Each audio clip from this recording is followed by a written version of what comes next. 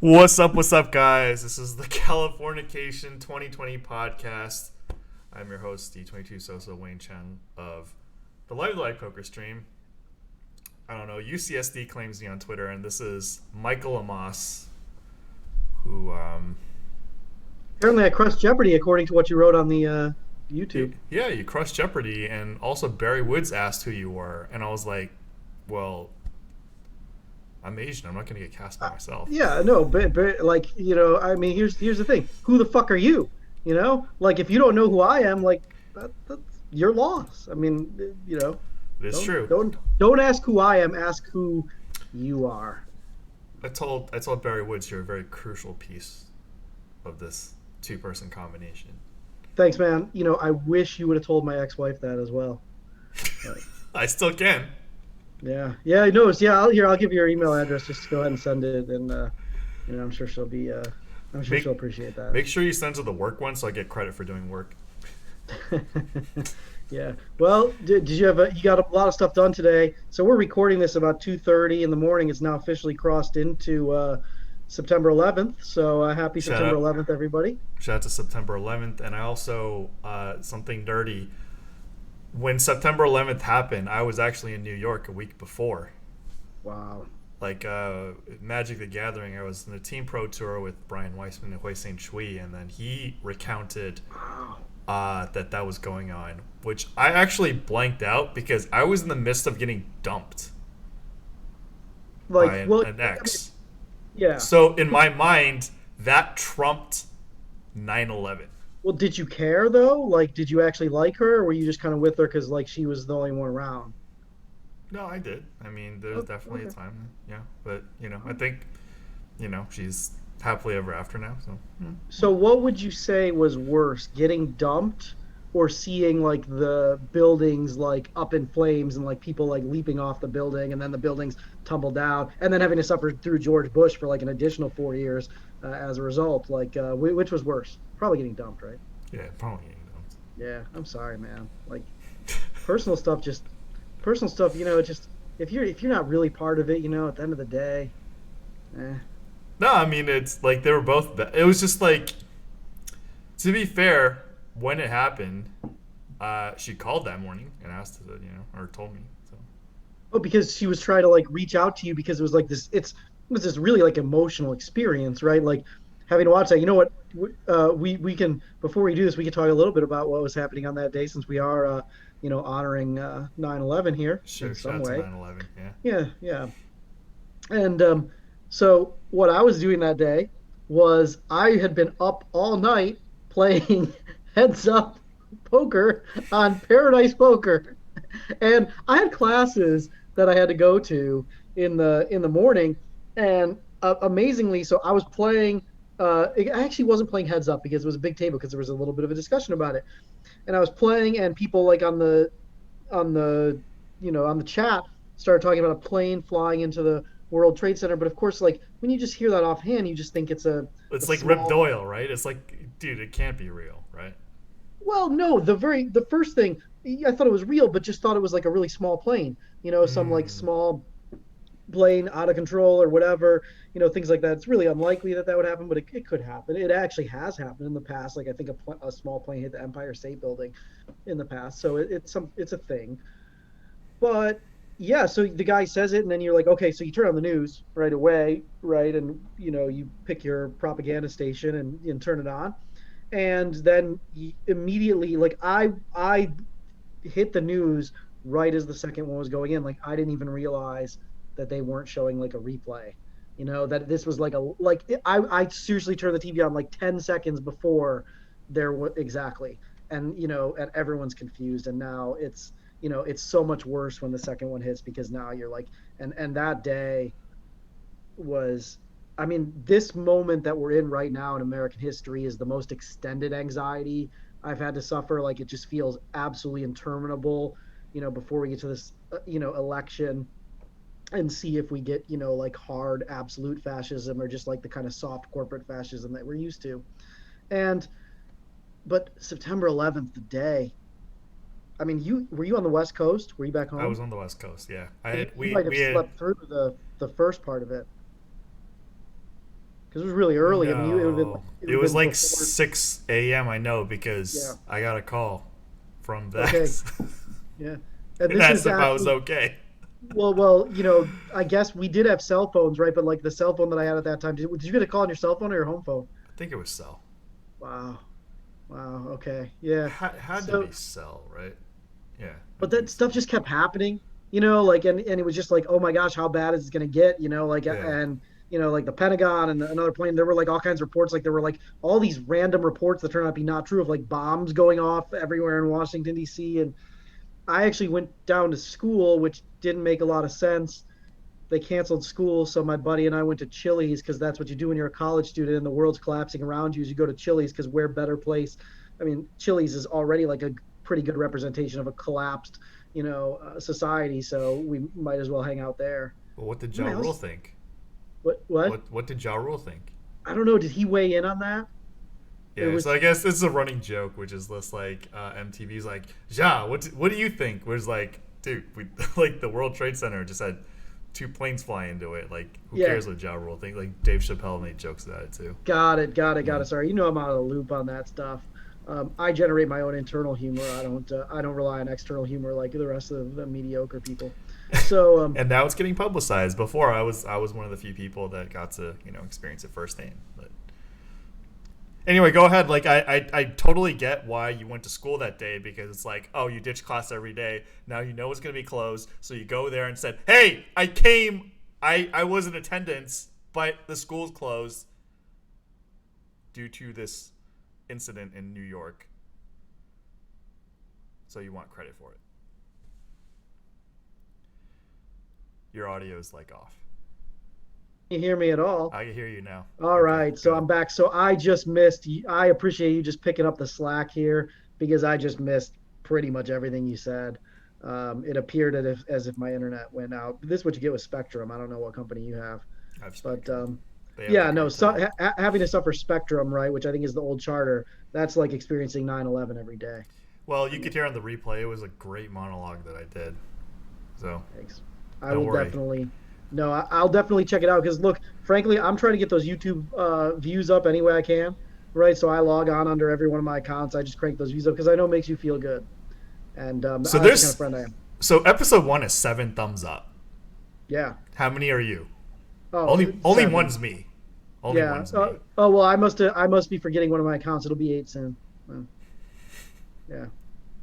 No, but thank you guys. If you guys came on and gave us a thumbs up, feel free to leave some, kind and generous constructive criticism in the comments. We're happy to take your criticism, and I mean, we're kind of arrogant, so we'll probably just throw it out. But there's a chance it'll get through to us.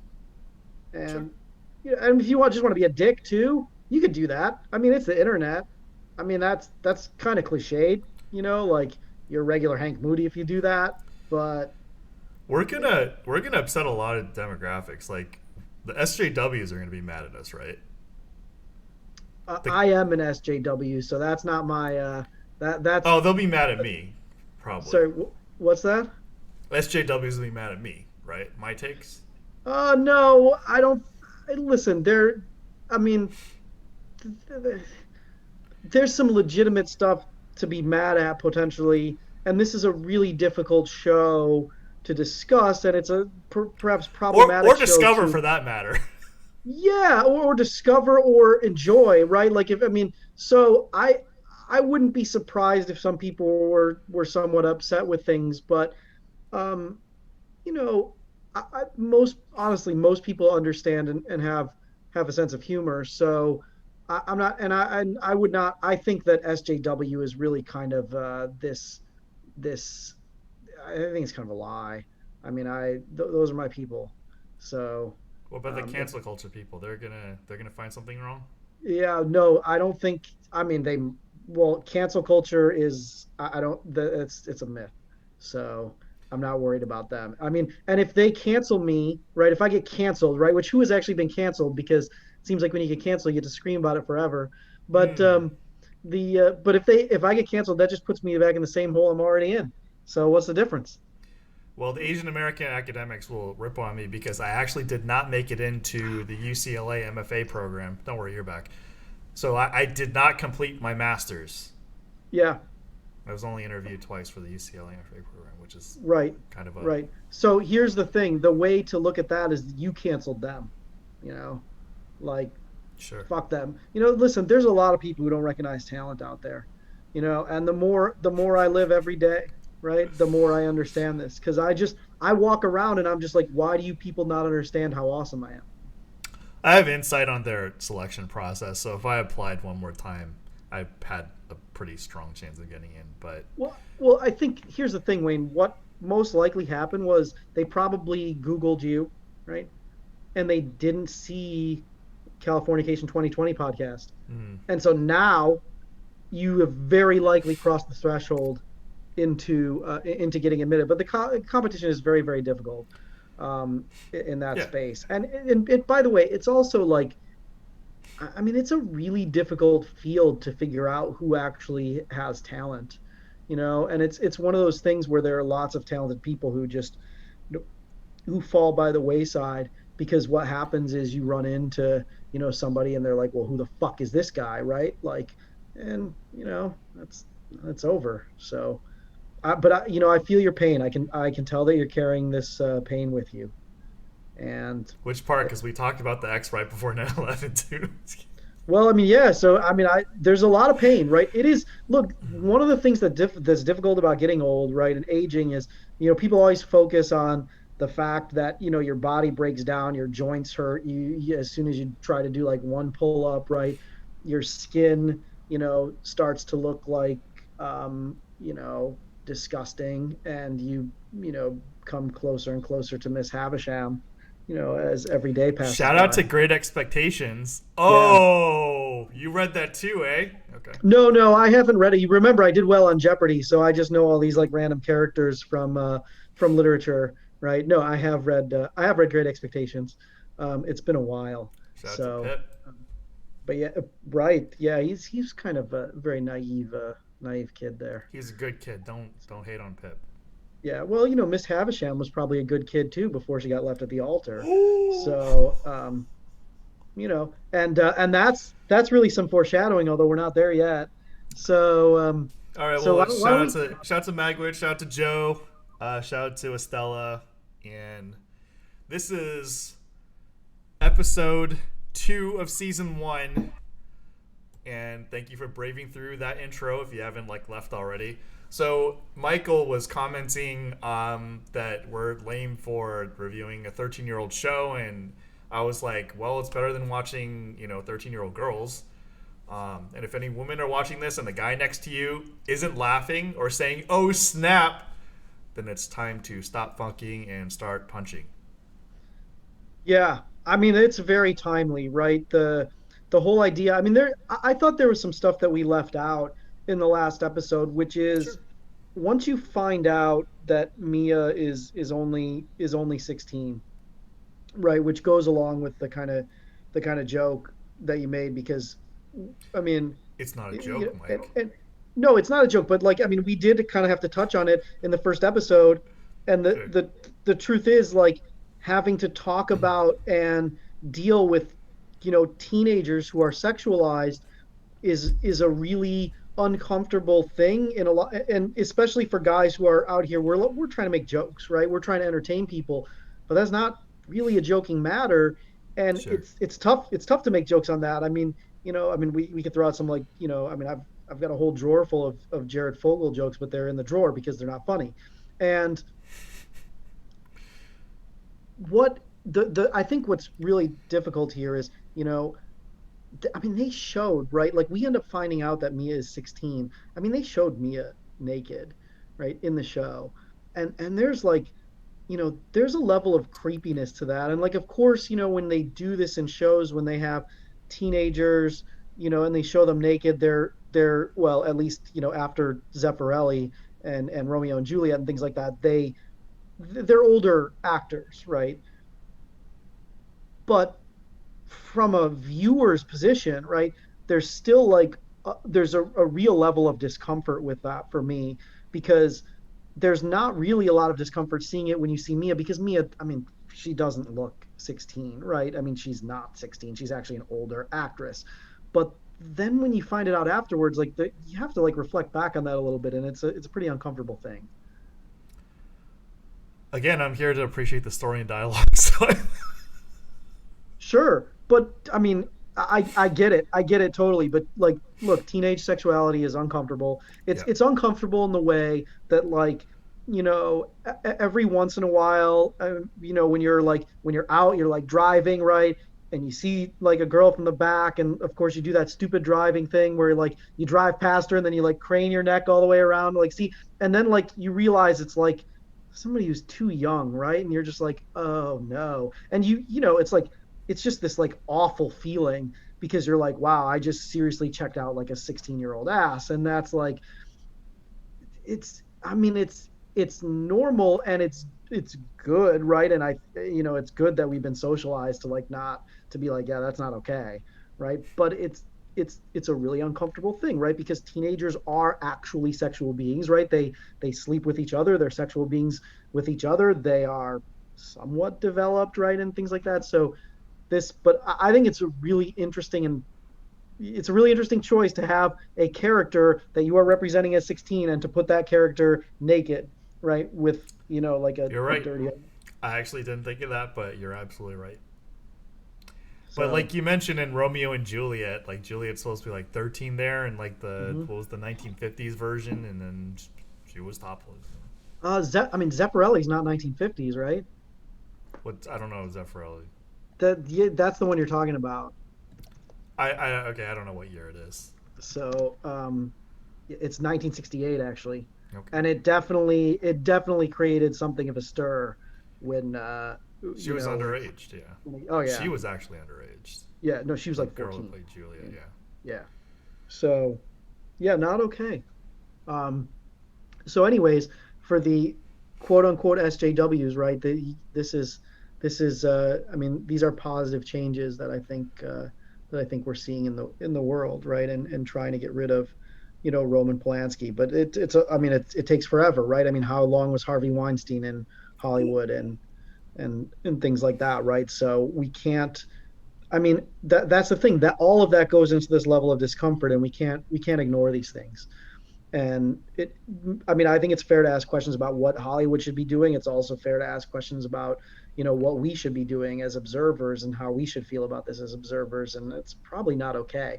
And like you said last time, or you've maybe told me outside of the podcast, but this is a show that started in 2007 that we're reviewing.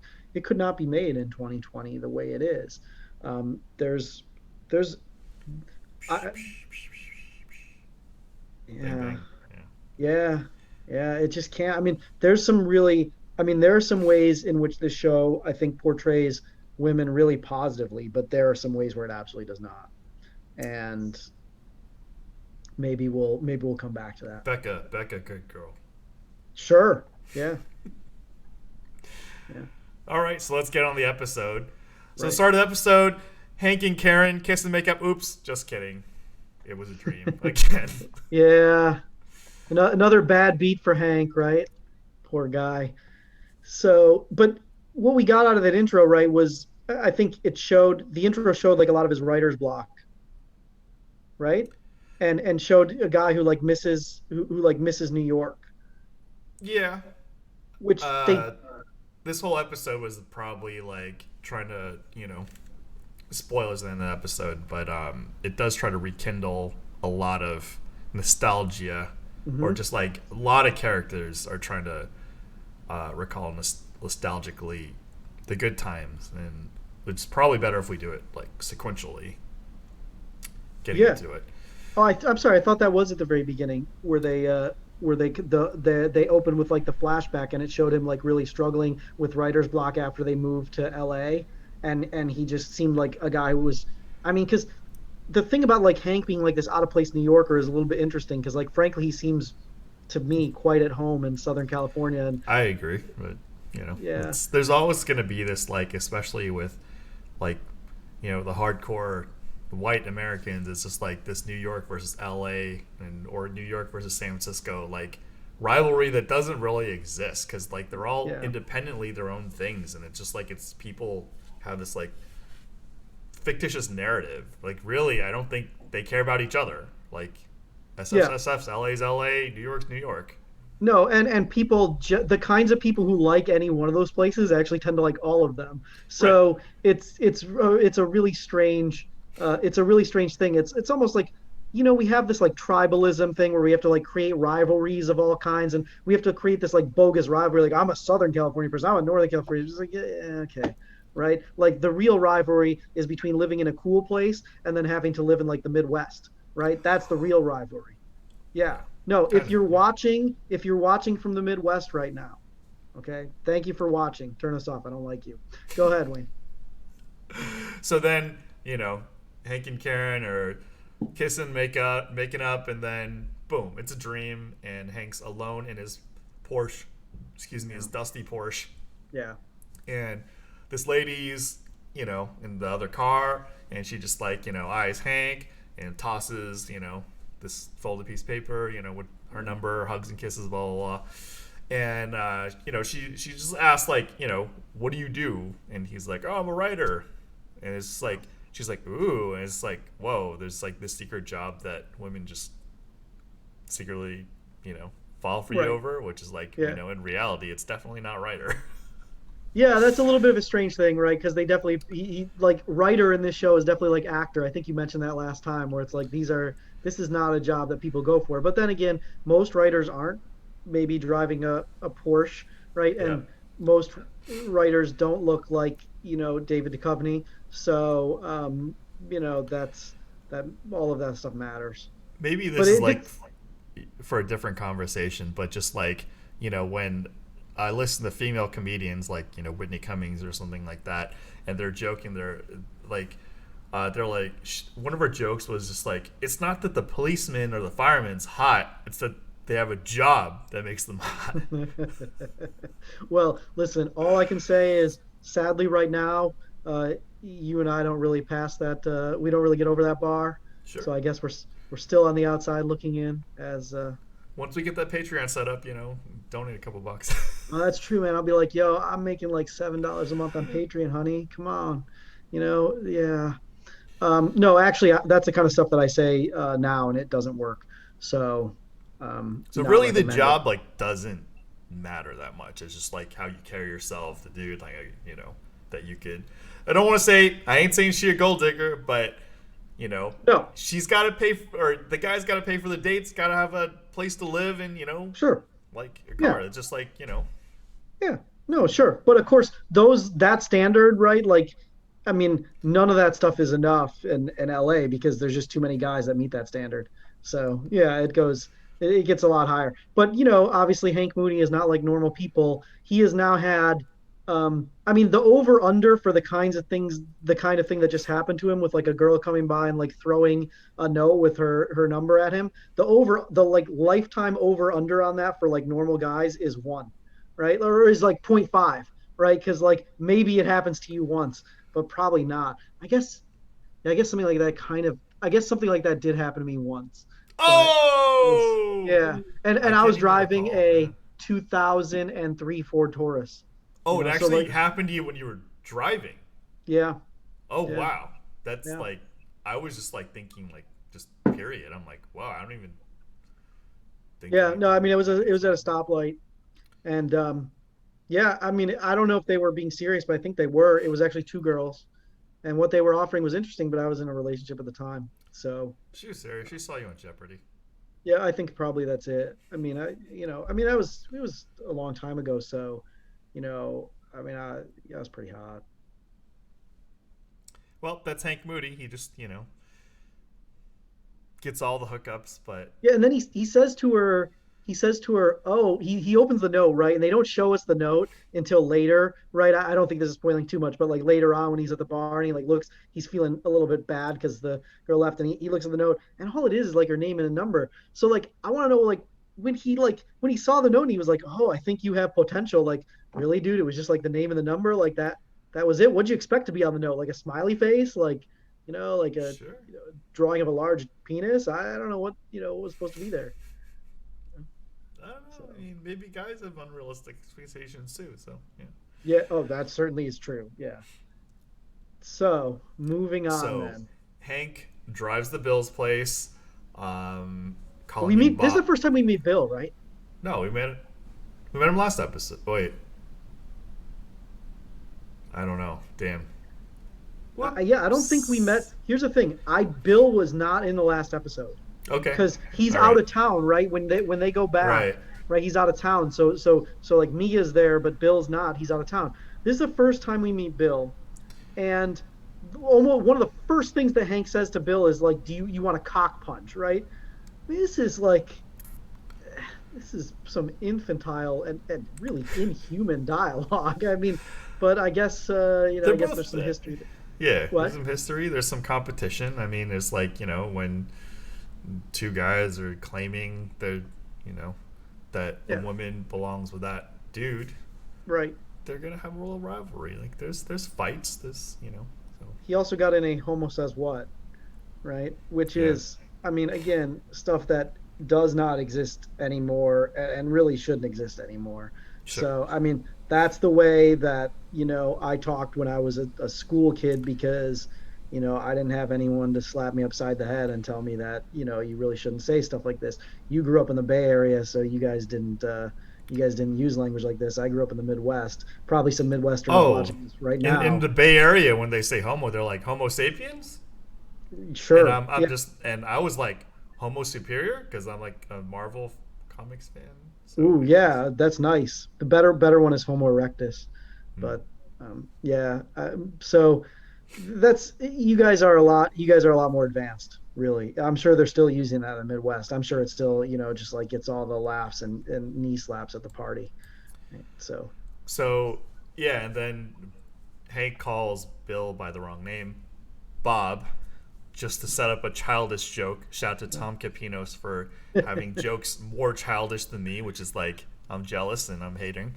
mhm. Bill claims that Becca doesn't want to see Hank, Yeah, and then they exchange parenting jabs and just like, well, yeah, and then Hank's like, oh, yeah, so you're gonna teach me about parenting? He's like, and Bill's like, yeah, I'm a really good parent, and then Hank's like, ooh, yeah. no, Yeah, I mean, no, that's off. I mean, that's a really, for the viewer right there, that's a pretty intense scene because we know a whole lot that Bill doesn't know, and Bill has a pretty naive view of his daughter, and I mean, it is really naive because, and yeah, I mean, we'll get there because there's the pool scene. Is she in the pool at this I don't think time? Is she in the so. pool with? She's in the pool with her, uh, with like in a bikini, right? Or that I later on in the episode. that's later on in the episode Okay. because they're Okay. they're in the front. They're in the All right. front, and then I'll save it for then because Bill. But okay, I'm not going to save it. Bill is basically the kind of loser dad right there that Hank was when he went to the teachers conference and he was like like, all right, Becca's not going to be dating any boys, right? And then Bill's like, you need to put more clothes on, right? I mean, like she's in the pool, she's wearing like a bikini, like that's like normal, dude. Like these overprotective dads. well, Hank mentions that maybe giving Bill's daughter, aka Mia, too much space is a problem, which Bill is like, excuse you. Of Yeah, course, not knowing that Hank and Mia already played mini golf.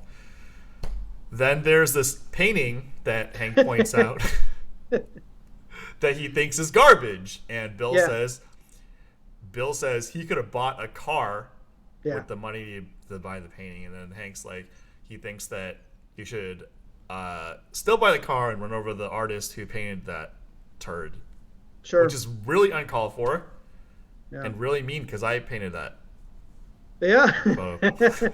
Hey man, that's pretty brutal, but I do appreciate though, like did they buy it from you like just for the set or did you not get as much money as they're like pretending that it was worth? Yeah, I mean, I had an agent that took Mhm. a percent, and the manager took a percent, and then Yeah. the website took a percent, and like I definitely didn't wind up with car money. I'll tell you that. Yeah. And you were left with $7 at the end, right? The same amount that we're going to make from Patreon as a result of this podcast. Hey man, So, $7, $7. yeah, no, there's you can do a lot with that, right? Especially if you like roll the bills up. Karen comes downstairs. Hank tries to intercept her to hug, but Mm-hmm. this is reality, and Yeah. she goes and sidesteps It, and goes and it, hugs it Bill. is very smirky, flirty between them still. There's definitely a triangle going on here. And then he says it's all good, or sorry, Bill says it's all good, and then Mm-hmm. Hank makes fun of him for trying to be hip and cool when Yeah. Bill doesn't even know that his daughter is actually the hip and cool ahead of her time one. Right. Yeah, and I mean, Bill is never going to be who's ever going to be as hip and cool as Hank Moody, right? He gets to hold that over everyone.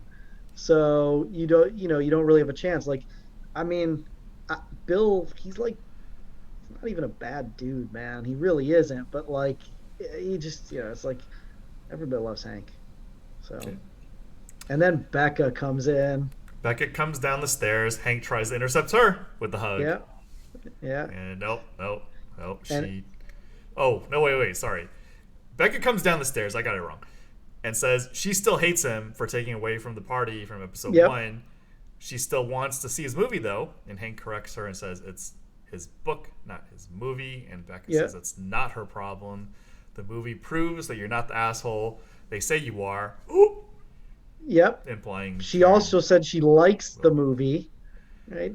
And so that you could just see, Hank just, his heart is just breaking, right? Because, he has defined his identity as hating that movie. And yeah, then she's got to pay the money for swearing, For right? swearing. Pretty, Yeah. pretty great scene there where they pass the money back and forth.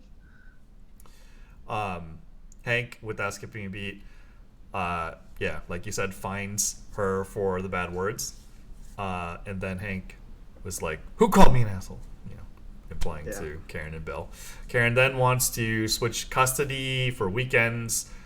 There's a dinner with Runkle and Marcy, Yeah. Hank's agent, and Runkle's lady, and Bill and Karen are like, "Okay, well, why don't we just invite Hank, and Yeah.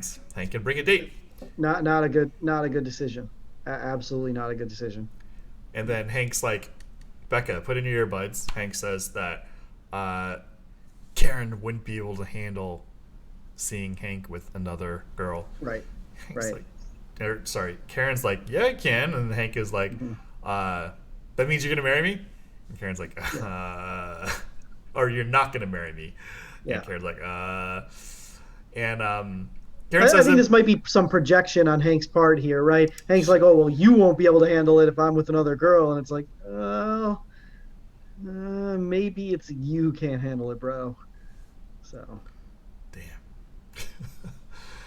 Anyway, Karen says it'd be nice if they can all just like get along, which Hank wants, just not with yeah, Bill.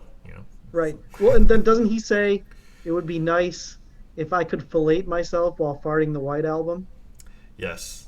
Why you gotta be farting the White Album? Like, I mean, if I can fillet myself, I really couldn't care less if I could, get, back in the USSR out of the other end.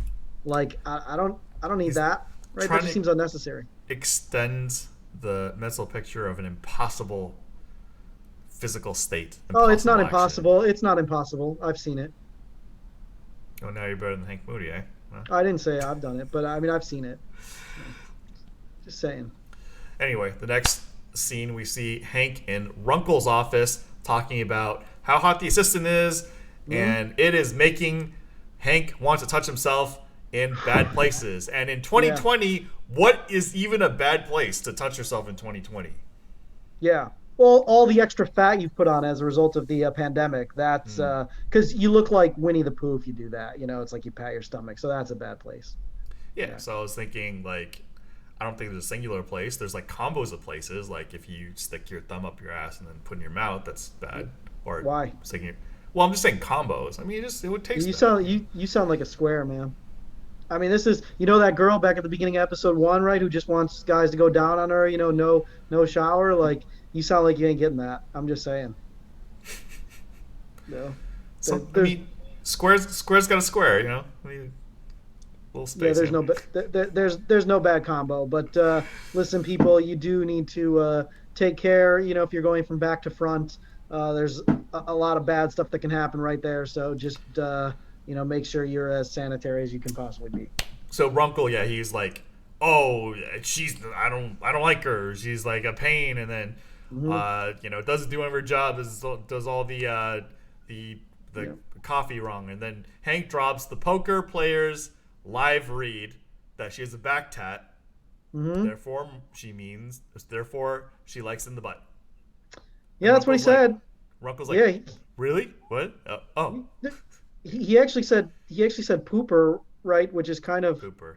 kind of amazing because that was like really old school like forum joke on 2+2, right, which was SIIHP,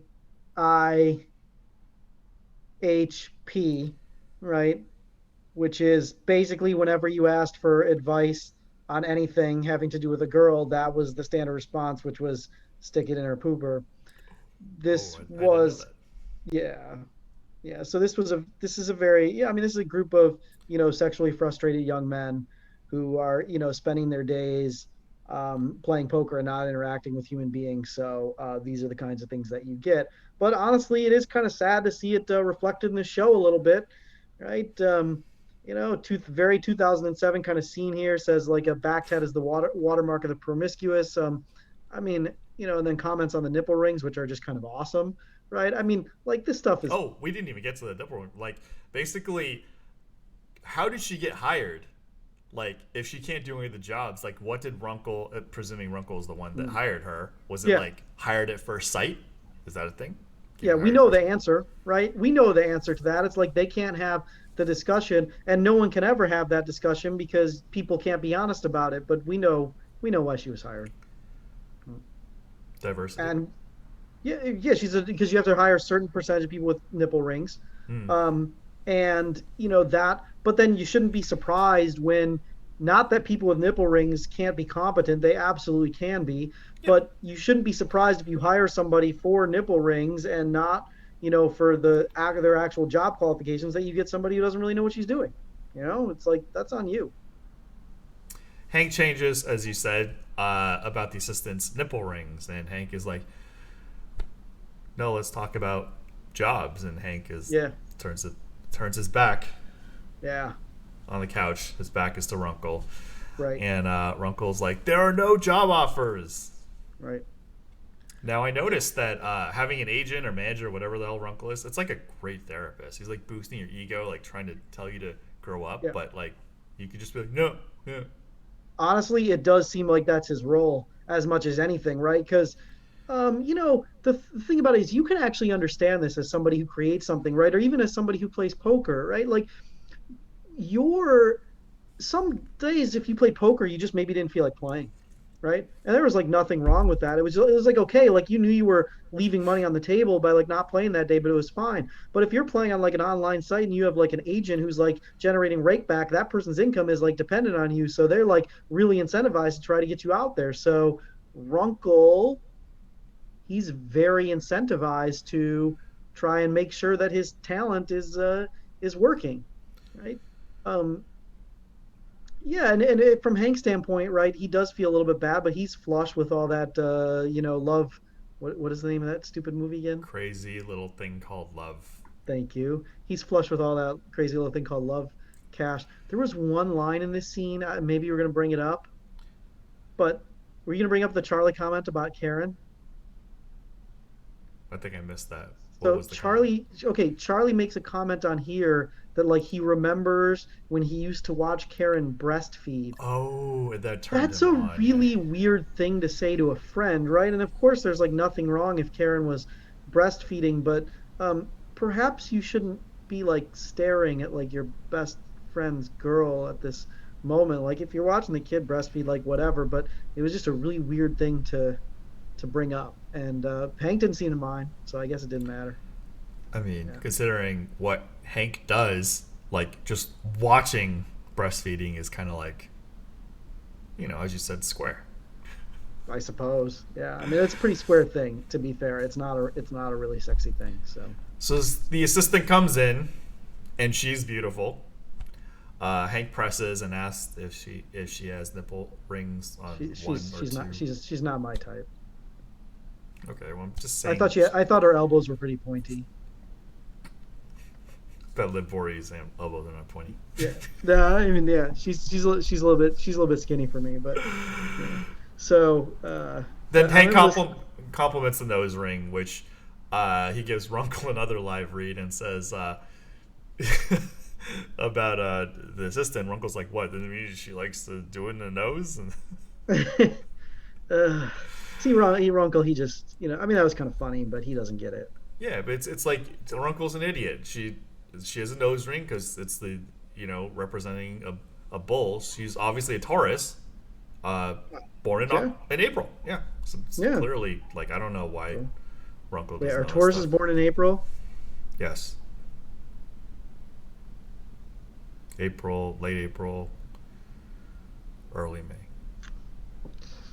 That Want to would prop be bet?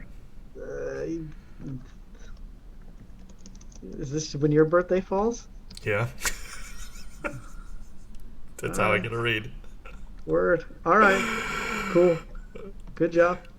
My birthday's also in April. I'm not a Taurus, so Yeah, because you have early. I was perplexed. Yeah, you got it. Okay. Sorry, I'm not an expert on really anything except Californication.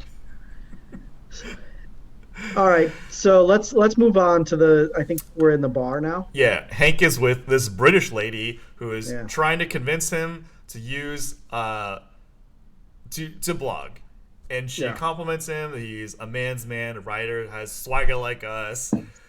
She's like, Hank, you got to blog for me, Yeah. or us, Helle magazine, and Hank makes a move, and she's like, no, I want you for your talent. Plus, I'm taken, Yeah. So, This was a great scene if you are, and you have some real life experience with this, but if you are trying to woo a narcissist, right? Which, I mean, Hank, he's kind of a narcissist. If you're trying to woo a narcissist, what she does is absolutely perfect, right? She says, "You're a real writer, a real man, right? You've got heart and balls and swagger, right?" And like, this is, I mean, if you watch any of the sycophants around, like, President Trump, I mean, this is the way, I mean, Mike Pence, every time he gets up, right, he is just lavishing the most preposterous praise on this guy. And this is how people are talking to him in private. And this is how, this is how you get interviews with the guy. And this is what Google the Kim love letters. I mean, these are they just came out yesterday from some of them from the Bob Woodward, book release that they're doing. I mean, Kim Jong-un wrote love letters to this guy. I mean, these are just like, I mean, they are just dripping with homoeroticism, but this is how you get to President Trump because you just, flatter him and bringing it back to Californication. This is how you get to Hank, right? Hank needs to hear this stuff because he's getting beaten down at home, right? He's getting, his own daughter is telling him that she likes this movie that he thinks is just horrible. And, I mean, he's feeling pretty bad about himself. So it's not a surprise to me. This woman, she knows what she's doing. She's very skilled. and she's the first woman to reject him Mm-hmm. for, Is that true? I think. Karen. Well, I mean, not to, they were.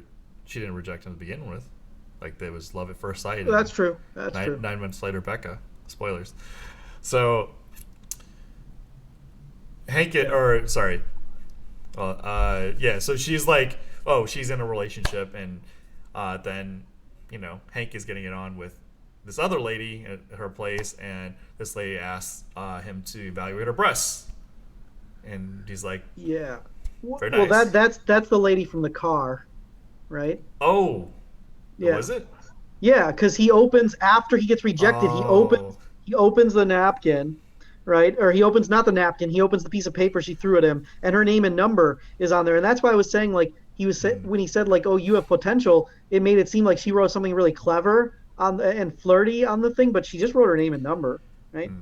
And then maybe the handwriting, the calligraphy, was. I guess, or maybe he's just see. That's the thing. Hank just shouldn't be that excited about getting a number. This guy just seems like he doesn't even seem like he does numbers. It seems like people just run into him and they're like, "Hey, want to fuck?" He's like, "Okay, So Hank's getting it on with this lady, and she asks him to evaluate her breasts, and he's like, they're nice, and then she's like, can you evaluate my lips? He's like, they're nice, and she's like, no, my lips down there. He's like, oh, yeah, and then pays a bunch of compliments, and and stuff like that. And he's about to go. She's about to go down on him. Yeah. And then Hank notices this DVD on the side, and he's like, "Is that you on the cover?" She's a porn star. In 2020, this wouldn't happen. There's no need for a DVD. You just have your own Pornhub playing probably on a big screen in your house. Outdated. But can we talk about this scene a little bit in a Sure. kind of serious way, because I mean it relates to some of the stuff we were saying before. Yeah, we're very serious people, and you need to respect us. So because the kind of people that you should respect on this world are the people who tell you that you should respect them all the time. So this scene is like a kind of through the looking glass scene right here, because it's just, first of all, it's just really sad, right? You have a beautiful woman who's saying like, basically like, my breasts aren't good enough, my vagina's not good enough, right? Things like that. And, so she's just, it's this super kind of objectified thing where she's feeling like she needs to do all of this stuff. I mean, bring it back to the first episode, right? When Becca says, this is how you get guys to like me, right? This is the same position that this porn star is in, right? Where she's like, I really need guys to like me. So these are the kinds of things I need to do. And she looks fine, right? And that's what Hank says as well. And that's kind of like one of the good things about the show is Hank is often affirming people for who they are, right? And he'll do it again kind of later on in the episode as well. And so that's a really nice thing. But at the same time, we're watching a TV show, right? And what is more responsible for, making women insecure about, their bodies and having to, deal with the kind of male gaze than television, right? And things like that. So it's this kind of thing where it's like, I want to give it a big thumbs up because like Hank's reaction is awesome. He's like, no, you don't need to, like, what are you talking about? You don't need to do any of that. But then I'm also like, but this is being written into like a TV show where we're like completely objectifying women, and they throw boobs in our face at like every opportunity. So I don't know what to do, right? It's like I'm happy for two reasons, right? I'm happy because I'm seeing boobs, and I'm happy because Hank is telling her like, yo, you're great, right? You don't need to change any of that stuff. But I'm sad because I'm happy seeing boobs, and I'm sad because this is a very real situation, right? And it's a very real thing that not just women face, especially in 2020. Men also face this for sure, but women have it a lot worse in this regard. Well said. And can we just appreciate the writing and the characters in the story? Anyway, I mean, yes and no. I mean, there's yes, we can, but the writing. I mean, I think in order to, maybe not. Maybe the answer for me is no. Well, we hear a baby crying. Yeah. And then Hank's like, "Oh, you gonna tend to that?" And then she's like, "No. She'll stop crying." And then Hank's like, "No, stop. No sexy time. Go tend to your daughter." Yeah. Kisses her on the forehead. Right. She's like, I mean, who would like who? Yeah, a baby crying is not a reason to turn down sex, but that's. I mean, babies cry. It's just what they do. You just let it cry. Cock blocking. I mean, certainly, how many parents, right? I guess, to be fair, parents of newborns, I don't think they have very much sex. So, whoa. Maybe, yeah. No, that's, yeah, I mean, that's why I've never had any kids. So. Then Hank is home, takes a swig, and then starts blogging, doing his job for LA Magazine, parodying his book. Terrible name, yeah. Parodying his book, he says and the movie, so he turns it from Hank, God hates us all, to Hank hates you all, and insight on this crazy little thing called life, and then drops knowledge. Yeah. The first thing is morning awkwardness is better than a night of loneliness. Sure.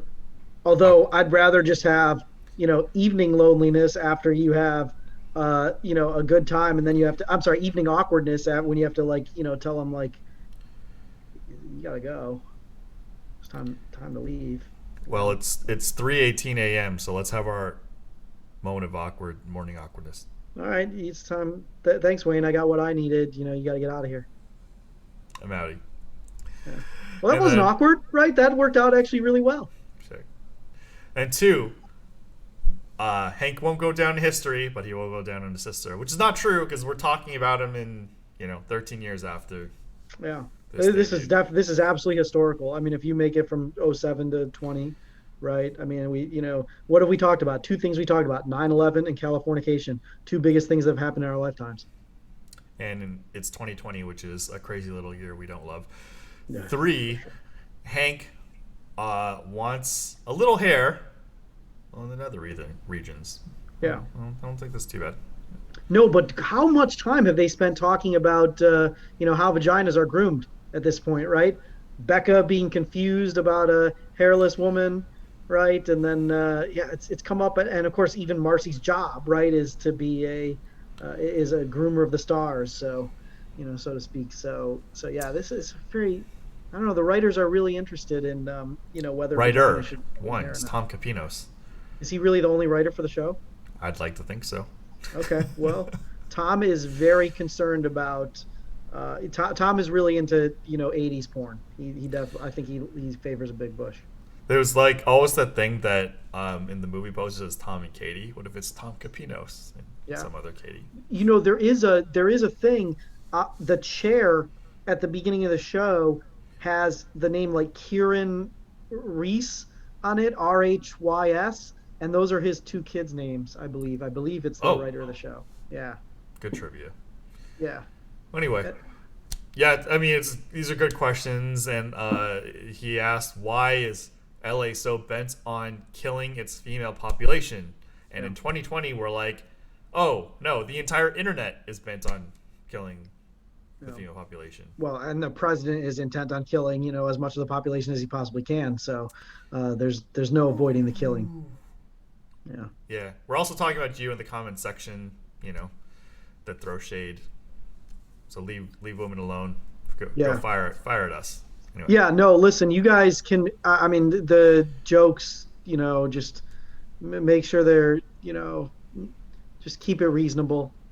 We don't like to see people being harassed. And, reasonable. Anyway. Yeah. If you guys need to send off some really offensive, vulgar stuff, you can have my email address. You can send that to me. I'm happy to take it. I deserve it. My mom has made clear that I deserve, the worst that you have to throw at me. So, damn, I'll take it. Yeah. Well, Hank gets back to Bill's place, and this is the scene you're talking about, where Mia is in a bikini and swimming in the pool, and Mia straight up is like, she gets out of the pool. She's like, dude, I got statutory rape on you, so, Yeah. Yeah, no, she really said that. She's clearly holding this over. And this is what I mentioned this a little bit on episode 1, but honestly, this is a bunch of the tension in season 1. This is the really big plot point for a while in this show.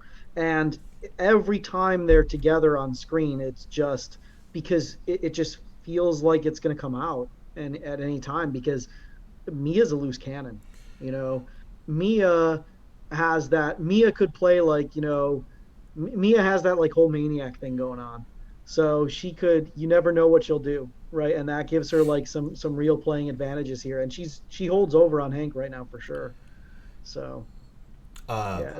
Bill comes by and says, Mia, you should cover yourself up. And she's like, I'm sure it's not something that he hasn't seen before. And then yeah.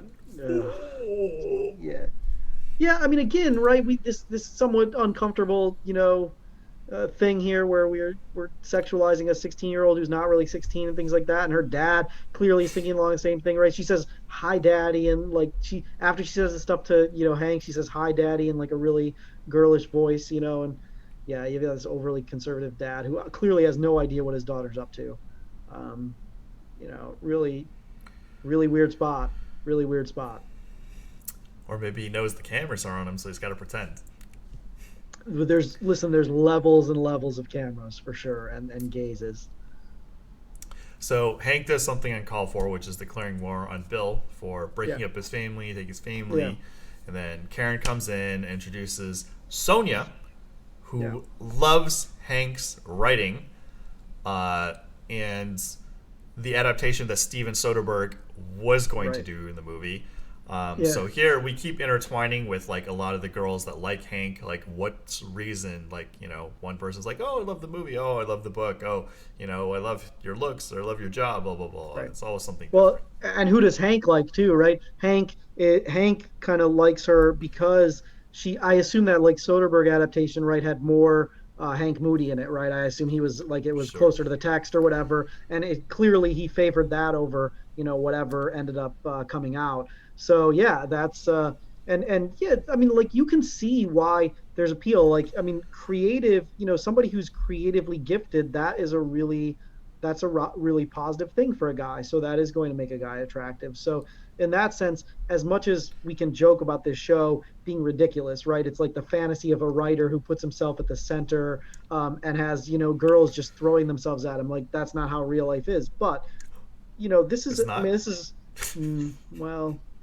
but here's the thing: it can be, right? It can be if you hit it big enough, right? If you show that you're actually in like an elite creative person, then it can be your life, right? So yeah, you can you basically the great thing about being a guy and the thing that's really unfair is that you get credit on the like attractiveness scale for all of your accomplishments, right? And that's what we said last time when I made that kind of joke about Becca, and I made the joke about like women should just realize that guys appreciate education, and women who set out to have accomplishments in their professional careers, and the thing is like they don't appreciate that at all, right? For the most part, right? In my Maybe for one. network, they just tack on like superficial qualities. It's like whatever girl like they might be fixated on, they just like name qualities of that person when they're actually like fixated on that person. Like, oh, this is hot. Like Maria Konnikova, the author, the New York Times Yeah, bestselling author. I got so many messages and texts like, is she single? And she's married. But he was yeah, like, oh, I love this intellectual. Went to Harvard. Wrote books. So I'm like, so if she didn't have those credits, right. would you still, you know, be interested? Well, I mean, you have a fair point, right? So maybe there are people out there that are appreciating a little bit more. But I think when people are looking for companions, right, they're obviously looking for people who have more similarities, right, than that. But as far as like the kind of like instant like head turning thing, right? Like the instant things of attractiveness, it's never going to be, oh, you've written a book, oh, you're but the other thing, I mean honestly, it's for the guys that you're talking about, it's mostly she's a poker player, right? I mean, they're like, wow, this is cool. I could, because like I know tons of women with PhDs, right? And like, I don't think Like that Liv they would say Vori. that. Liv Vori, shout out to Liv Vori. Yeah. Well, I mean, here's the thing: do guys like Liv because she has a PhD? I liked her because she recognized who I was on the CBS slot. Right. Okay. So this is how you get to a narcissist, right? So Yeah. that's good. But no, yeah. I mean, of course, that's like a big thing. You're like, oh, you know me, right? And that's I just why, wasn't expecting it, but yeah, it's like whatever. I mean, she was super nice. Shout out to Igor Kurganov too. We had a good time on National Geographic Brain Games. yeah. Anyway, like, Well, anything else you want to name drop? yeah, more, but that comes in later in the show. Oh, okay, all right. We'll save it. We got a lot of episodes here, so we'll save it. So Yeah, yeah, Wayne was on Brain Games. You guys can check out that episode, right? Brain Games starring Ted season Danson. 8, episode 2. Yeah, Yeah, Wayne is, and this the is star, this is the star. truth, because I make fun of Wayne a lot because why wouldn't I? But Yeah, but Wayne is amazing on this episode.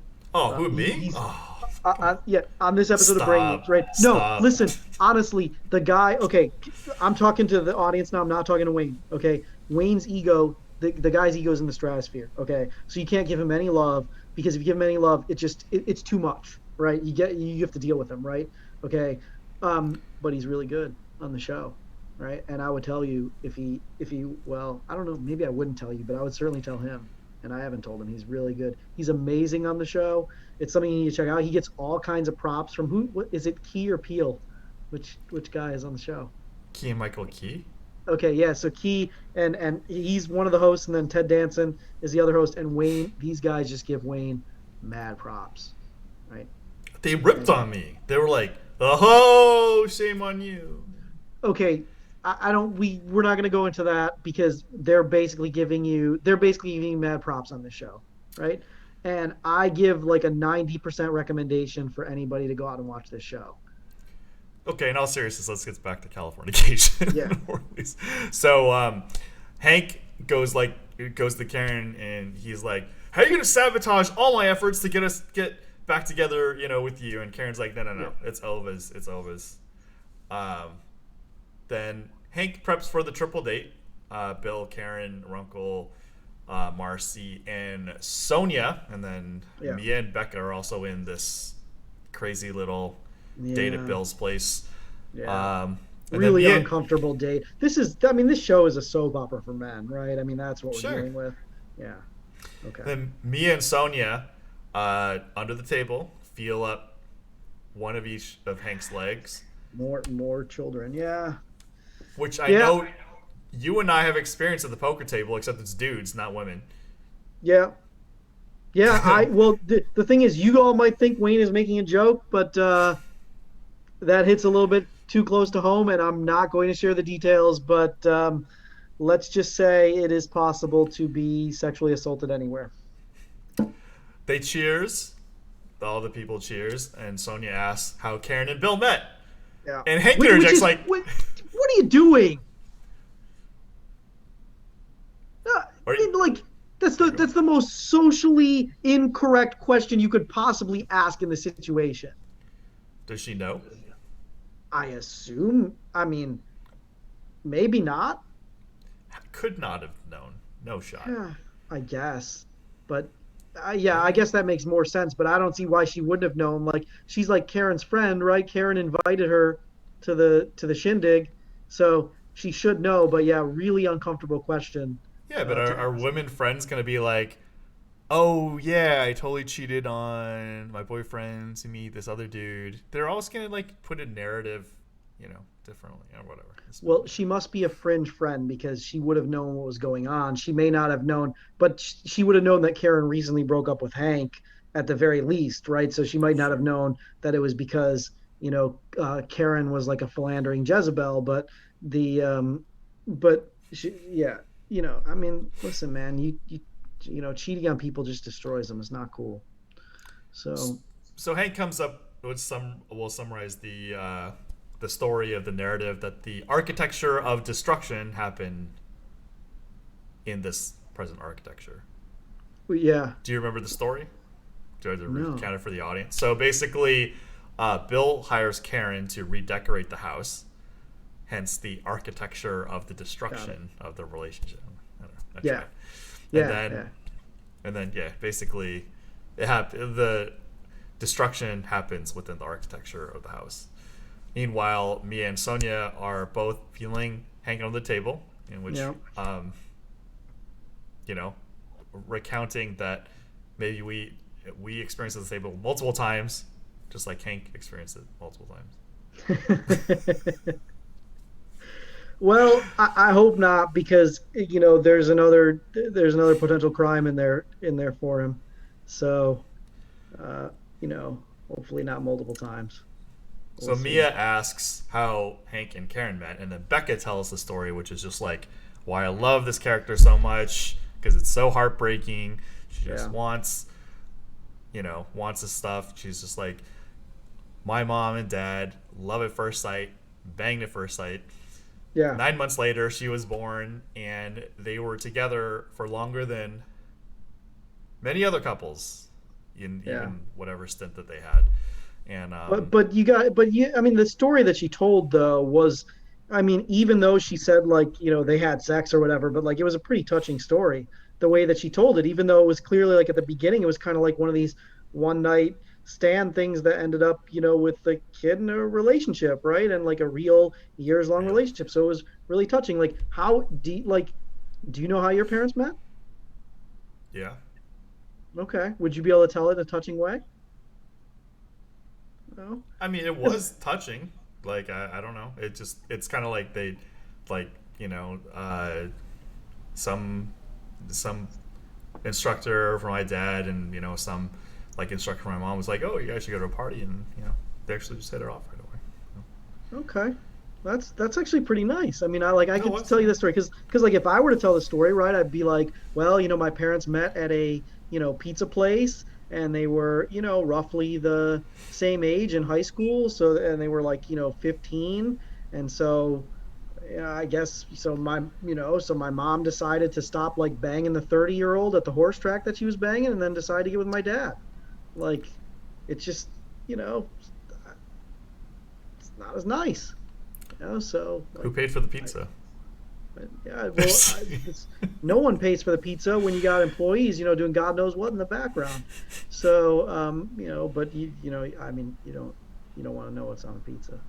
So, yeah, but it was really actually, it was another heartbreaking kind of Becca scene to have her like tell the story. And by the way, this was actually the first time I even knew, like, I guess they were there at the very beginning, but like Runkle like gave kind of Becca like a little hug, and like that was the first time that I had like even remembered that they were part of the scene. Like I'm not even sure why they're there, but I guess maybe did Runkle bring Sonia?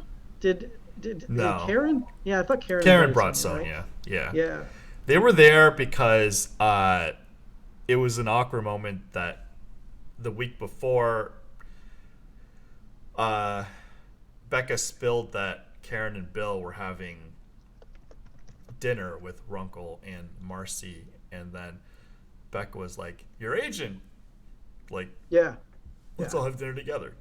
Right, right. And I mean they're friends, right? And they kind of all know each other and things like that. But honestly, in real life, this kind of stuff, I guess maybe it's a little different because he's an agent, they're in Hollywood and they're all like mutual friends. But in real life, when you break up with someone, right? Like you don't like they have this history. I believe they were in New York together, right? Like Runkle and Marcy with Hank and Karen. And in real life, when you break up, you do not continue to meet with these friends. Then again, you really don't have dinner parties with your with No, your ex either. that's TV So shows. Yeah, and well, this is why you can see why. Look at how awkward this particular event is. I thought it was awesome.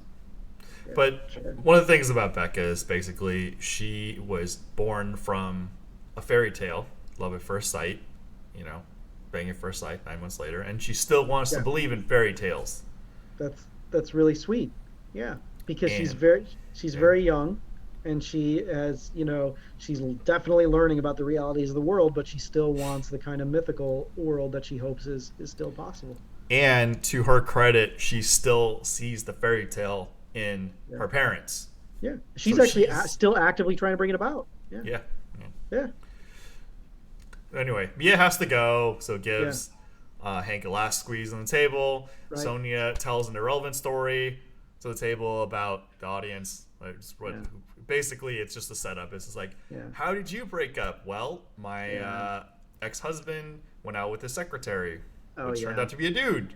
So yeah. he was gay. So It was really, and then we're supposed to laugh at that, of course, and all that stuff. And then she's a Scientologist, Sonia the Scientologist, right? And we're supposed to laugh at that, okay, and then this is the important lesson, though, for the mhm, guys looking for dates. You will have a higher rate of success if you hit on somebody whose ex just found out that he's gay. sure. I Right? mean, I think because anytime you can catch somebody with down on themselves, right? Like that's the best time. Like Hank gets rejected by the British woman at the bar. What does he do? He calls up the girl with the number he has, right? Like anytime you catch somebody, and so of course, if you're getting left by your husband for another guy, right? Like you feel awful, right? Although in weird ways, I feel like you shouldn't feel as bad, right? Because like I you was should, asked this question like by an ex that was just like, if I cheated on you and I found out I was a lesbian, how would you feel? I'd be like, that's fine, right? just invite her over. What's the problem? Oh wait, that wasn't a joke. Why'd you leave me out? Yeah, Yeah. yeah, I understand. So, So anyway, uh, so now he like goes to Becca's room, right? Or sorry, were you not finished with that? it's like anyway, the whole thing is like all these girls are attracted to Hank, Mm-hmm. but none of them are Karen. Yeah, I like the kind of theme that you're drawing out here and kind of having us think about Which as is as we're going through. so now the Karen's is a derogative term, and what is it? Yeah, it's a little bit messed up, right, to have to do this show, right, and think about Karen. Although she is in some ways kind of a Karen, but you No, know, no, she's perfect for the show. maybe for No, the no, show, no, sure. not the Yeah, Bill stuff, not her interactions with Bill, but everything yeah, else is like. that's not okay. Yeah. Anyway, like you said, Becca. Sorry. But a really dark thing. I mean, he goes to Becca's room, right? You know what? Do you remember the band she's listening to? No. She's listening to the Eagles of death metal, right? Mm. And somehow it seems a little bit relevant, right? We already talked about September 11th at the beginning. You know, the Eagles of death metal were the band playing at what was like essentially France's September 11th, which was the attack on the Bataclan, the big concert hall where, you know, a bunch of gunmen kind of came in and you know, did what gunmen do. And so that's just like this really bizarre, insane connection. And then lately, I oh gosh, I think they've been in the news lately for saying something stupid about coronavirus. But gosh, Like there's nothing stupid said about coronavirus. no, it's the hoax that is coronavirus, right? So yeah, don't wear your masks, people. You know, because you know, wearing your mask makes you look like a loser. I also like Becca because she's the one that drops all the truth bombs about Hank. Like, Yeah. so Hank's listening to his Walkman, and he's with Becca. Becca cracks open Hank and psychoanalyzes him, which is all he hmm needs, and says his book on is it nihilism or nihilism? She says nihilism. Either one. Okay, Either one. I thought it was nihilism, but the book is based on nihilism, and which is firmly rooted in romanticism. That's like whoa! Hashtag mind blown. Yeah. Well, I mean, he says, yeah, the book is firmly rooted in romanticism, right?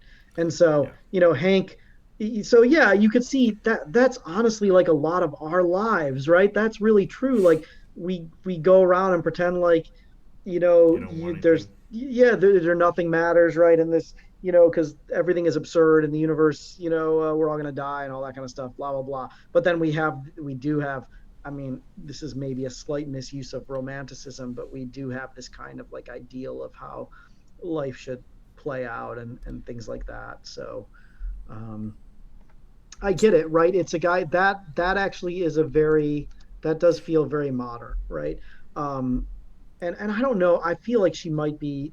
I guess she might be just saying like romantic, but she also might be saying like it's he's really like he's actually doing like a romanticist thing, which is something that happens in nihilism too sometimes, but it's really like an individual thing, right? And you know the individual matters, right? This is coming out of you know Britain and like what Keats and Byron and things like that in the late 18th century ish. So Look who's yeah, showing off and now. yeah, that's what I do. You know, this is how you get on Jeopardy. So Anyway, Becca drops what many kids of broken families do, which is that Hank got back together, mhm. and Becca's about to give Hank the money for swearing, and Hank is like, no, no, no, no. This is the true crazy little thing called love.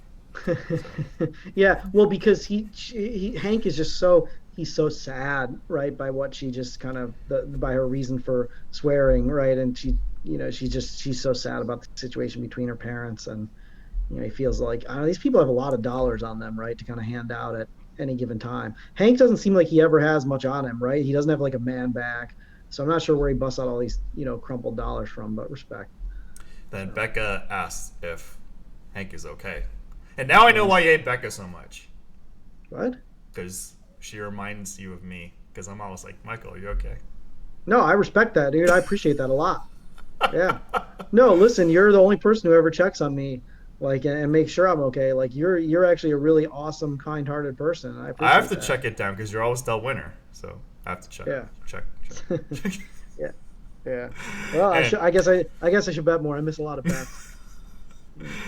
um, and Hank is just like, Hank is like, I know, I'm working on it. Then Becca, the genius, is like, can I get a dog? Yeah. Right. No, that's a good time to ask, right? Like when you've just like psychoanalyzed your dad and kind of made him feel a little bit better based on that, and then she asked that. But I mean, she had asked that Yeah, that's earlier. like that's like me too. I'm like, hey Mike, can I get a pot? No, No, no, okay. that's not. Listen, you can have a dog. I'll get you a dog, but I'm not just gonna give you a pot. You got to earn it. Like come on, man. So this is mind blowing with the next scene because Hank was drinking and then he runs into Sonia. I was Yeah, like, oh, okay, they're still at Bill's place, and Sonia yeah, just happens to still be there. yeah. Just like Um, chilling in a room by yourself, like because that's how you roll at other people's houses. Yeah, right. yeah, And they smoke blunts, yeah, and Sonia's like, "Will you do me a favor?" to Hank, and then she just robes, or he says, "Okay." She just robes, and yeah. then she's like, "I'm 40 something. I don't have time to waste. Um, you know, what do you think?" And Hank's like, "You're definitely a hottie." Then, then, um, she Yeah. asked whether she could fuck him because her ex husband She was feels gay, bad. which is Yeah. what we're saying. Like, try to pick up strat, like to increase your chances to get the date. I mean, I'm talking Right. about like the audience out there. If they're struggling, they're single. Find some women who just found out their boyfriend/husband was gay. So it's like you're not stealing. You're just you're trying to give her a positive experience that yes, you are attractive. It Yeah. wasn't you. It was Yeah. them. But maybe if you're really struggling out there, maybe don't shoot for women who actually look like she does, because she does look amazing for somebody who's in her 40s, which she said she was. Like she looks incredible, and Hank says that. And so, yeah, maybe aim a little bit lower, right? If you're struggling, like because there's plenty of people who are really suffering out there who have really damaged egos who don't look like that. So So Karen and Marcy are having a little, girl chat, and Marcy's like, "Are you seriously gonna marry, Square's Bill?" And yeah, then Marcy's yeah, like, "Hank's trying to get his shit together, yeah, like LaMasse is trying to get his shit together." Oh, oops, yeah, here. Marcy yeah. is like, is the sex with Bill good? And then Karen, Which we all know the answer is no. I mean, she does different, so basically it's no, right? Bill's a pretty weird looking dude, right? He's like this gangly, kind of tall dude. He's got this like weird, like Joker smile going on. So, And he's a yeah, lawyer. is he a lawyer? Is that what he is? Yeah, he's a He's lawyer. a publisher, right? Oh, is he? Yeah. Oh, whatever. I mean, because he owns LA, which Oh, spoiled it. man, I'm the worst. Yeah. I was just Anyway, joking. He doesn't really own LA. That's a lie. Hank Um, is, Hank is with Sonia. They bang, and then Hank knocks over, breaks the painting, barfs on the painting. yeah. That's worth a car. Hank and Oh, Sonia. And I just realized too because they have weed and they have alcohol, which gets you to throw up. Not that I would know. And Hank and Sonia get walked in on yeah. by everybody else because that's something else that happens. You Yeah, and this smoke and just whatnot. truly absurd scene, right? With just like bodily fluids and naked people. I mean, this is actually really like this is like really out of Shakespeare, actually. I mean, like just absolutely disgusting stuff happening, and just but comical because they're like high, right? And because he ruined this amazing art piece, which honestly that I artwork wasn't drew. really. I Yeah, I drew. mean, like, and like I wasn't a huge fan of your piece, but I did notice that Bill had in one of his bathrooms he had a Miro, which I assume was supposed to be an original because Bill's like really loaded. So I was like, okay, this guy actually has some taste. In So America, we maybe, call it mirror. yeah, yeah, yeah, yeah. He had a mirror in his bathroom, and so I thought he really had some good taste. It was a nice mirror.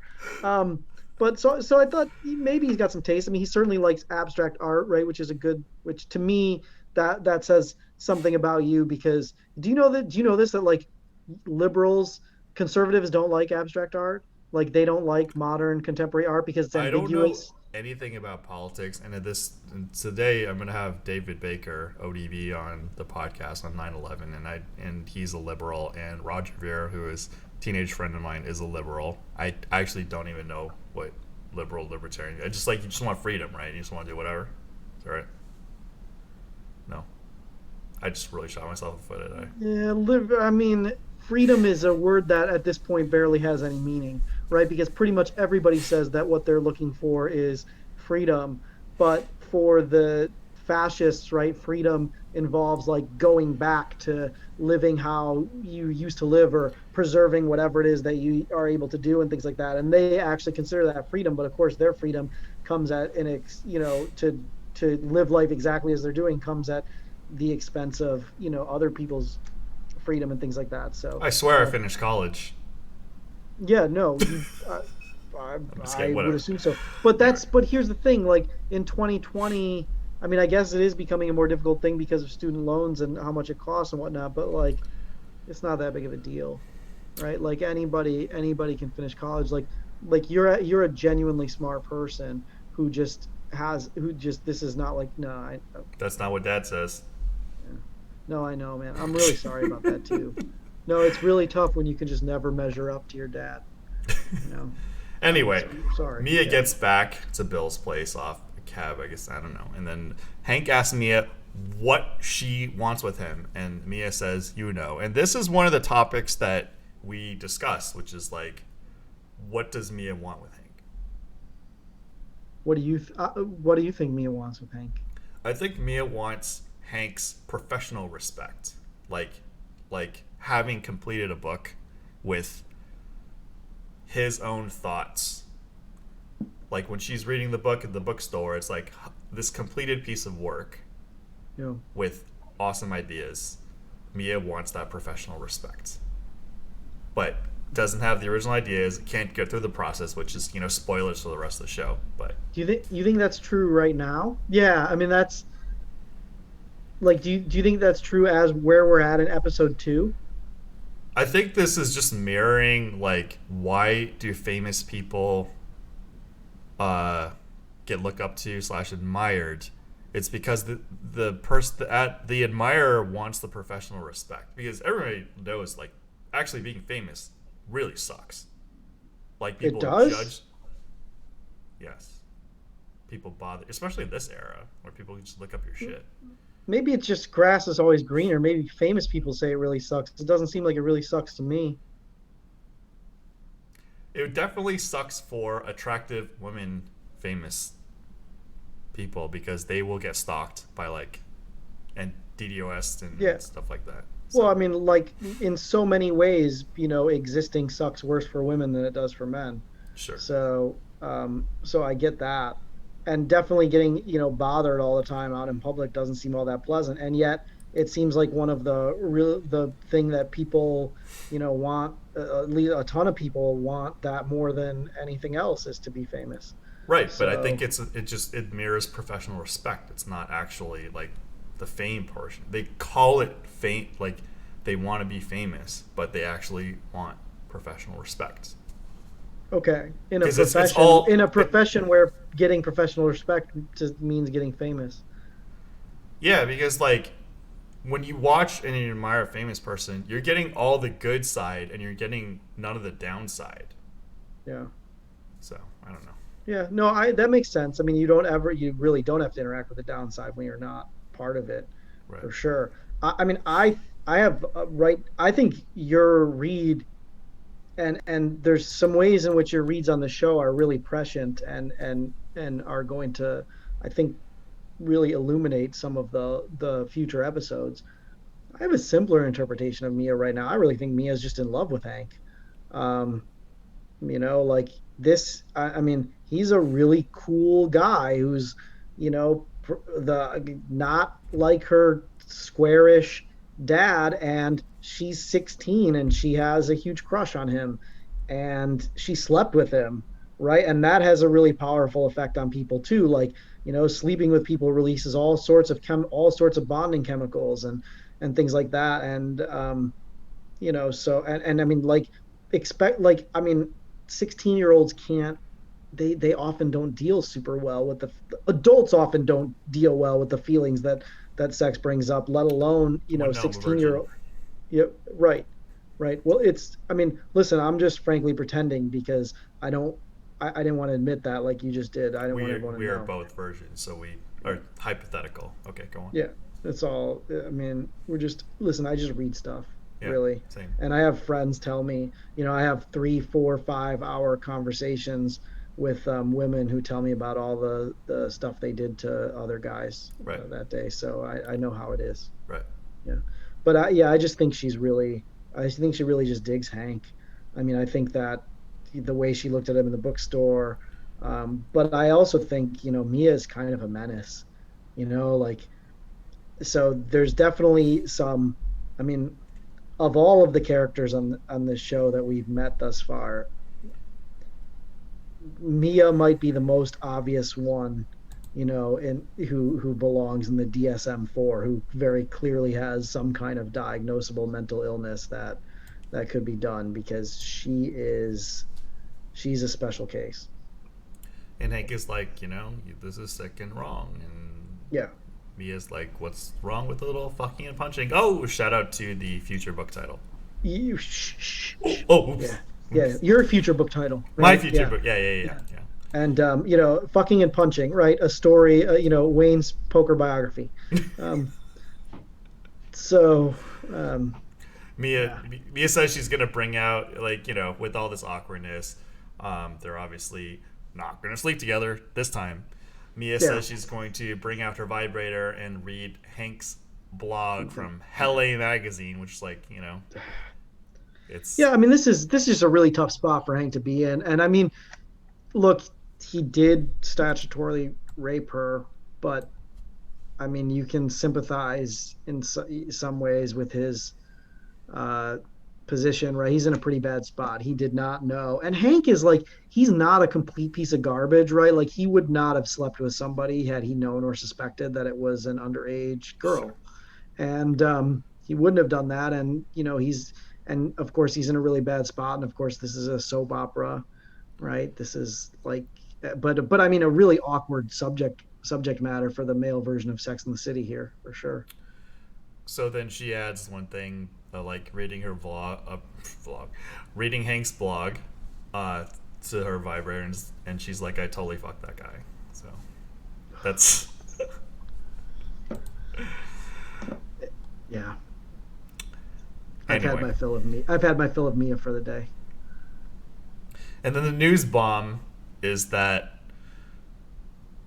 Bill, her dad, owns Helle magazine. Right. So Right. Bill is the one that got Hank the job, even Right. though he's gonna marry Hank's ex girlfriend slash wife. Yeah, which is again, to defend Bill again, like this is like you have to respect Bill's professionalism here. Like he thinks that Hank would be good for his blog, and he was willing to go and hire him. You Are you know. sure that was? I interpret it differently. Oh, interesting. Let's hear. I interpreted it as Bill is trying to uh, give Hank the opportunity to fix himself by giving him a pity job, since Maybe. nobody else was going to give him any jobs. Yeah. So No, I so buy that. I buy that. But then again, that speaks well of Bill, if you ask me. it does, but the motive, the intent is that, look, I'm gonna set you straight, so get out of our lives.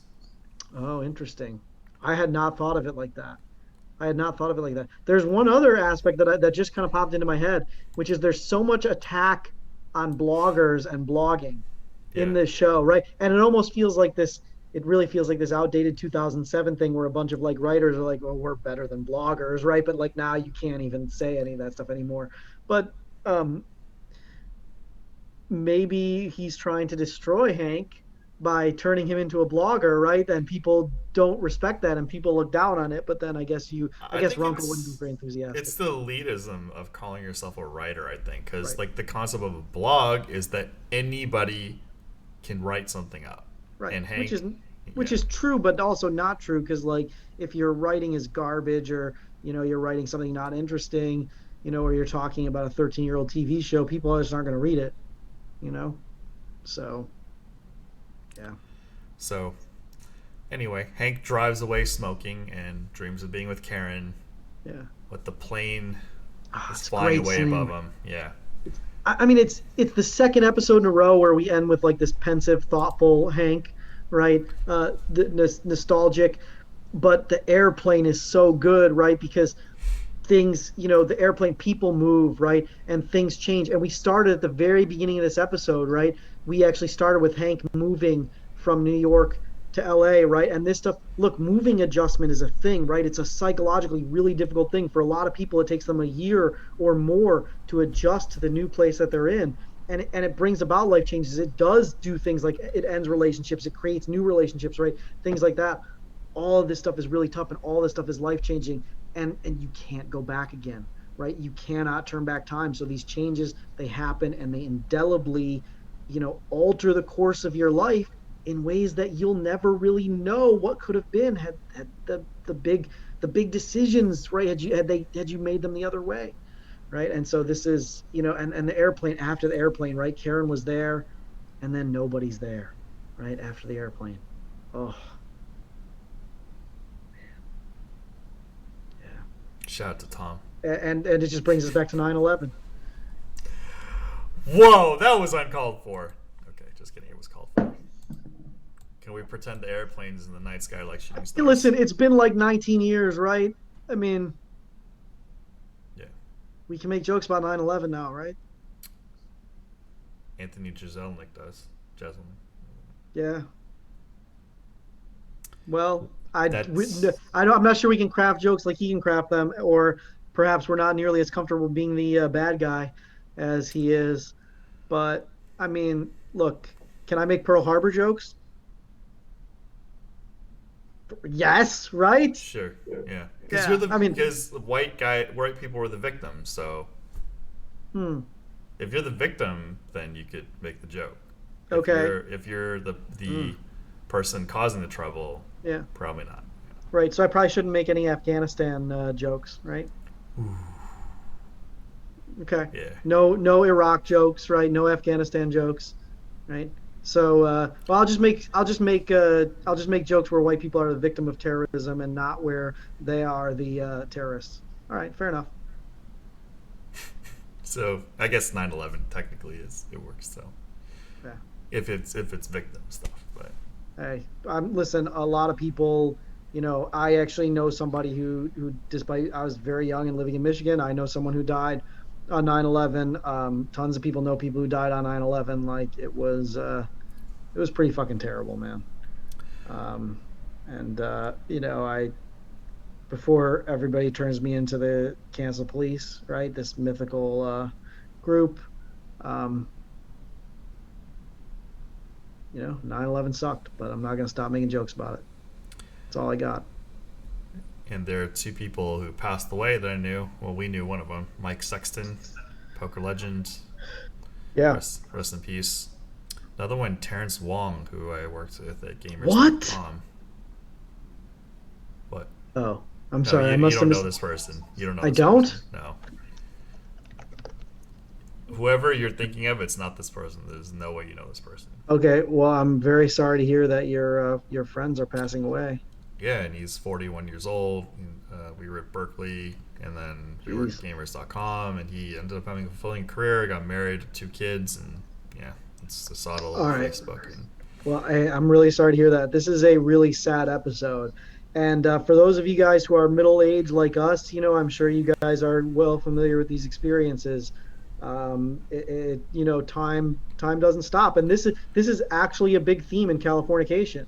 Like time moves on inexorably, and it doesn't slow down. In fact, as you get older, right? And I was mentioning to Wayne that this is actually a little bit not true for me at the very moment, but as you get older, time actually moves more and more quickly, right? When you're in like first grade, how long does it take to get to second grade, right? It feels Yeah. like an eternity. You just want to get older. You're like, I want to get older.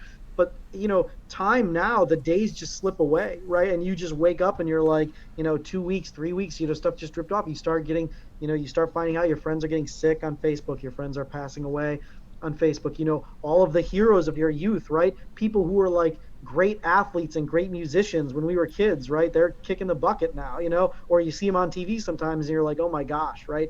That person is incredibly old, right? And disgusting. And, that's difficult. And so respect to those of you who are middle-aged or even older who are out there suffering that, right? Especially, old people, like all your friends are dead. That sucks, right? You're like the last one left, right? That's hard, but I guess it's better to be the last one left than, you know, like ultimately you want to see all your friends die, right? Staying alive. Staying alive. Yeah, exactly, right? You don't want to like see them die in front of you, right? Like that's terrible. But like at the end of the day, like, I mean, I want to be able to. I mean, I want to see all my, friends. I want it to be such that I don't even get alerts on the last few friends who passed away because I'm the only one who could alert anyone, and I don't talk to anybody. So like that's my goal. I think I can make it. So far, I'm doing very well. So now we've gone through 2 episodes. Yeah. Yeah, you might want to cut off that ending. That was really sad. No. Too real. This Too is real, 9. Man. This is Listen, 9/11/2020. So. But we want you guys to feel good at the end of the episode. So, like, you guys can just go back. You can watch the hits of the episode, right? And I guess when you're watching Californication, there's a lot of time for reflection on this stuff. There's not like a lot of there's not a lot of death on the show, but there is a ton of loss, right? And there's a ton of loss of not only people but also self, as time goes on, and that is a big theme on the show. Reflections of reflections. Yes, yeah, lots of mirrors and mirrors. All right, guys, this is going to do it for Season 1, Episode 2 of Californication. This is the Californication 2020 podcast. This is Michael LaMasse, D22-soso, Wayne Chiang. Hit that subscribe, smash that thumbs up, and we will see you for Episode 3, Season 1. Thank you, guys. Cash App, Venmo, right? Later. Send us money in the mail. Send us money.